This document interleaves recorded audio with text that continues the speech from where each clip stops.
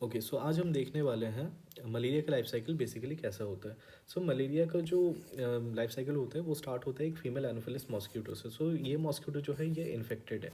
ये क्या करेगी, ये एक हेल्दी ह्यूमन को जा करके बाइट करेगी। बाइट करने के बाद क्या होगा, ये अपने जो स्पोरोजोइट्स है वो ह्यूमन के ब्लड में रिलीज़ कर देगी। स्पोरोजोइट क्या है, ये इन्फेक्शियस स्टेज है प्लाज्मोडियम का। ओके, तो ये ब्लड में रिलीज़ करने के बाद ब्लड के थ्रू ये जो स्पोरोजोइट्स है ये पहुंच जाएंगे कहाँ, लिवर में। लिवर में जाने के बाद लिवर के सेल्स में ये क्या करेंगे, सेक्सुअली रिप्रोड्यूस करेंगे लिवर के सेल्स में, और इतना ज़्यादा अपना नंबर बढ़ाएंगे कि लिवर के सेल्स जो है वो रप्चर करना शुरू कर देंगे।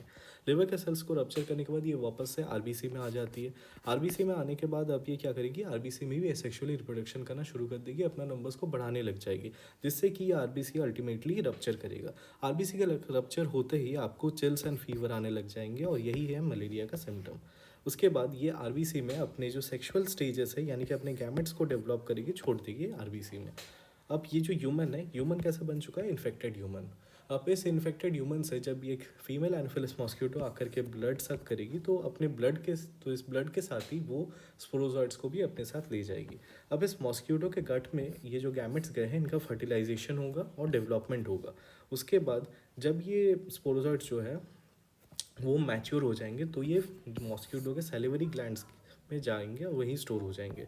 फिर ये जो फीमेल एनोफिलस मॉस्किटो है ये जब जाके एक दूसरे हेल्दी ह्यूमन को बाइट करेगी तो उसके सैलिवरी ग्लैंड से ये स्पोरोजाइट्स इस हेल्दी ह्यूमन के ब्लड में आ जाएगा, और ये साइकिल इसी तरह से कंटिन्यू होता रहेगा।